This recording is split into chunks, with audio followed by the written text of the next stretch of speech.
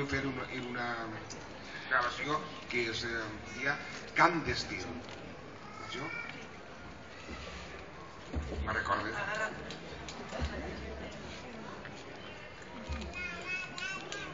Valencià valent i honrat, treballador cult i noble, treballador cult i noble. Per tot lo mon estimat